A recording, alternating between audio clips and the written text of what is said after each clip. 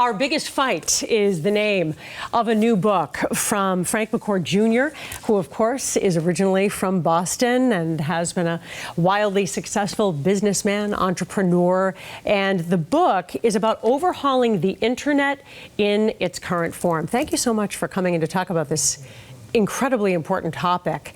It's interesting the way you frame the argument here in the book, that you talk about our digital lives as becoming a matter of human rights. Yeah. And explain where you're coming from on that. Yeah, well, it's, what's happened with the internet, something that was created originally to, basically connect us, empower us, allow us to share information, make us smarter, and move civilization forward, has become something very different. And it's become very centralized with a few large apps or platforms that we all know the names, whether it's Meta or Google or Amazon, et cetera, that basically built models that extract our data and then aggregate it, all of it, and then apply algorithms to it to get us to do things, not just to buy things. Right. And we can all feel it's broken. Yeah. Something has significantly changed, and you attribute that to the age of the app. Yeah, where the internet went from sort of a decentralized, democratized, small d, internet to a very centralized, autocratic, surveillance-based internet. And so when I say data is really our personhood, what I'm getting at is that we have, these platforms have hundreds of thousands of attributes about us that they've scraped and collected from us. So they've actually they're not just knowing where we physically are present or where we shop or what restaurants we like to go to. They actually know how we think. Yes. And how we emote, right? And how we're going to react. So they've made judgments about our personality. And so now we're being manipulated. Right. It's interesting. You wrote this book with a man named Michael Casey, and you make the argument in the book that things have really gone off the rails when we're not just being sold things, as you say, or sharing information, but that there is manipulation happening, that people have an innate feeling of unease, that this is unsettling now. It's interesting. I remember I had young children in the 90s, and when the World Wide Web, we all started getting on websites, we thought, oh, isn't this incredible? We're sharing information in classrooms or our town. And people talked about it with a sense of wonder. And now when you talk to parents, it is with a sense of dread. And that has been a massive change. You are the founder of what you call Project Liberty, which is an effort to build a better web for a better world. So talk about that mission and how it could be accomplished. Yeah, so Project Liberty is a project, and I've committed $500 million to seed it because this is a big effort and certainly not something I can do alone. And it's to reimagine how the internet works so that we can reclaim our data, our personhood from this machinery of big tech. And I just was, Paula, in Washington, D.C. Yesterday and hosted a breakfast with 4 parents, 3 moms and 1 dad, who shared their heartbreaking and heart-wrenching stories about the loss of their children because of how social media has taken really took their control as a parent away from them. And really the platform gained control of their child to the degree that their children took their own lives. And those are 4 incredibly powerful stories, but there are hundreds of thousands of those stories. And I think you hit the nail on the head. We can feel it, can't we? We can see it. We can feel it. There is research now. Jonathan Haidt, a Project Liberty fellow, wrote a really important book called The Anxious Generation, where he talks about why we're having this problem. What we try to do with Project Liberty is say, here's how we can fix it. And so the internet is something that we're highly dependent on, so it's not something that we can take or leave. So until we have an alternative to the current surveillance-based kind of predatory internet, we're all kind of handcuffed to it. So let's create an internet, an alternative version where we reclaim ownership of ourselves, our identity, our data, and we permission its use. I do just want to read this line from the book, because I can almost hear people saying, well, who gets to decide this? And I think it's interesting. You wrote one fact we wish to address, the authors. This is a book written by two well-to-do, over 55 white men. As you talk about it, you're going to seed this effort, this coalition that will begin this movement, but you're not saying this is something you're going to do or any individual really can do, but it has to be a citizen-led movement similar to Mothers Against Drunk Driving? Exactly. And it's Project Liberty thinks of this as think of it as a three-legged stool. Mm-hmm. The tech, and we've created some brilliant technologists have put forward innovative technology so that we can reclaim our personhood and control our identity and data. There's a policy leg, which really focuses on work with policymakers to get them to understand that it doesn't have to be this way. Let's create a better way, new policies that will enable a better future, and then a movement leg, which is what you're getting at, which is really engaging and empowering citizens to step up and say, you know what, why as a parent would we want to live in dread and fear? Right. And I have 7 children, so I'm coming at this from a parent's perspective. And it's just like Mothers Against Drunk Driving. Mm-hmm. The mother showed up, sadly, who had lost kids. Mm-hmm. And they honored their children by standing up and saying, we need to do something about this. And guess what? Lots of other mothers came forward, some who had lost kids, many who were afraid of losing kids. So they were living in dread, right, when their kids were driving or they're out with other kids. So it's the same situation. We know that something's happened. The internet is off the rails.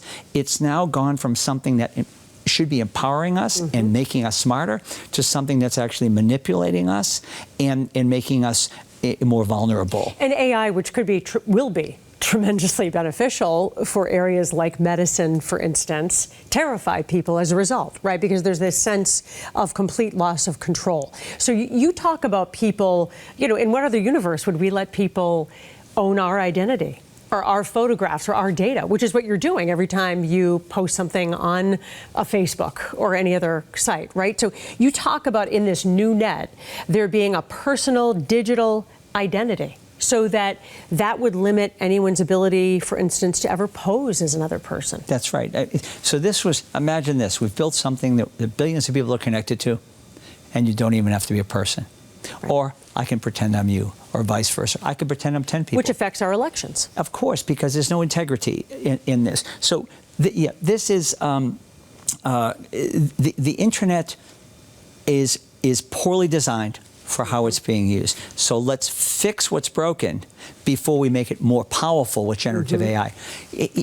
Paula, if I was the Postmaster General and I said to you, I have an idea, and said to citizens, whatever, I have an idea, I'll deliver your mail for free, no more stamps. You say, okay, what's the deal, right? Well, here's the deal. I'm going to put a camera and listening device in every room of your house. Walk in whenever I want. In your car, in your workplace, follow you around. You'd say, well, that's super creepy, right? Yeah. And you say, well, it's free. Yeah. Say, one other thing, I'm going to open your mail, and everything I read, your relationships, your thoughts, your feelings, your ideas, it's all mine now. And you say, that's not only creepy, it's unfair. And then I'd add one more thing. I'm going to read your 13-year-old daughter's diary. Right. And when I learn she's a bit insecure about something, let's say her weight, right, I'm going to make her feel worse. Keep feeding her information about that. And then I'm going to sell her things to try to profit from that insecurity. And then guess what? I might even show her a few things that she could do to hurt herself or harm herself. It's creepy, it's unfair, and it's harmful, and we need to change it. It's dark. Talk about the dark web. It's all the dark web at this point. I heard NYU professor Scott Galloway say the algorithms create shareholder value, and it promotes hate. It feeds hate and negativity for that reason. It taps into the worst impulses of human nature. So your sense of, like you talk about digital property rights and being able to opt in, not these opt out buttons. I think the complexity of the internet and the power of the tech companies leaves the average person thinking, I don't know how to approach this. We've been like frogs boiling in water, right? Until it's become essential in our daily lives. So what are we supposed to do about it now? I think we should simplify it. And think of the internet as a piece of infrastructure, right, or as a tool. Like, you know, a hammer is a tool, right? You and I can pick up a hammer and walk outside and go build a house, or we can pick up a hammer and walk outside and kill somebody with it. It's just a tool. How we use these tools is everything. The internet right now, something that could be wonderful, was built with a beautiful vision for improving improving our lives, making our lives better, and something that was for the public good has been co-opted by a few big players, and it's been colonized. And now it's flipped, and it's actually taking advantage of us, because the Congress just passed legislation on TikTok and banning TikTok, and we've just put a people's bid forward for this. Why did they ban it?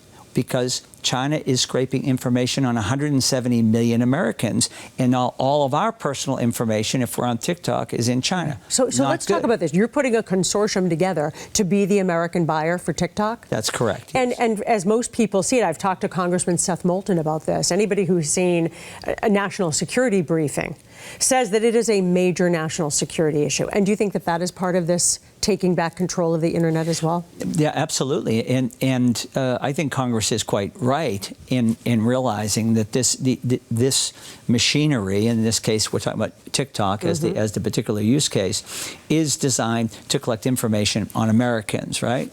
And none of us should want all of our personal information, everything about us, because we're digital creatures now, right? Not under our control. And have it all go to China so we can be manipulated. Of course we don't want that. But I ask you this question. Why would we want all of that information going to Silicon Valley? Right. Do you think ByteDance, which is the owner of TikTok in America, is going to allow an American owner, or do you think they're just going to walk away? India banned TikTok and they just walked away. I think our bet here, and I could be wrong, is that they're going to sell it as opposed to shut it down. I think they're going to be required to do one or the other. But then we'd have the black box, right? We'd know their algorithm? Yeah, two things. The reason I think they're going to sell it is there's American capital invested in the U.S. platform. I think they'll have something to say about this, and they would prefer that it be sold, not shut down. As far as the black box, we don't want the algorithm. Project Liberty's bid for TikTok is without the algorithm, because we're saying we don't want the design. We want to have a TikTok where, rather than our clicking on the terms and conditions of use and giving everything up, we want the 170 million people to say, TikTok 2.0, click on my terms and conditions of use for my data. If you want me. If you want my data, here are my terms. And it's rescindable permission. And if you're making a lot of money, share some of it with me. So a choice, voice, and stake in this new internet. So think of the internet as empowering individuals. And we all know now our data has great value. These 5 big American platforms worth $12 trillion. That's with a T. Yeah. Okay? The data has value. Let's share some of that now with the people, the 170 million people that are creating that. Who made it a success. That's who are, and exactly right. So final word to our viewers. Do they call their member of Congress, their senator? What should you do to say we need to start working on taking back the internet? Well, if I know how valuable everybody's time is, but if your viewers could take a few hours of their time, read Our Biggest Fight. It's a short book. I use Thomas Paine, who wrote Common Sense 250 years ago, as the inspiration, or listen to it on audio, and you can get through it in a matter of hours, and then join the fight. So ourbiggestfight.com, and really engage in this work, just like thousands of parents are engaging in this work, and all kinds of, you mentioned Jonathan Haidt, academics, technologists, financial people. This has to be a movement. This has to be a collective action. Project Liberty, although it puts forward an alternative internet and the technology to empower that, it's really not a tech project. It's really a social project. It's really a human project. Our Biggest Fight is the book. Frank McCourt Jr., who grew up in the Boston area. Thank you so much for coming in. We appreciate it. Thank you, Paula. Thank you. Good luck. Thank you.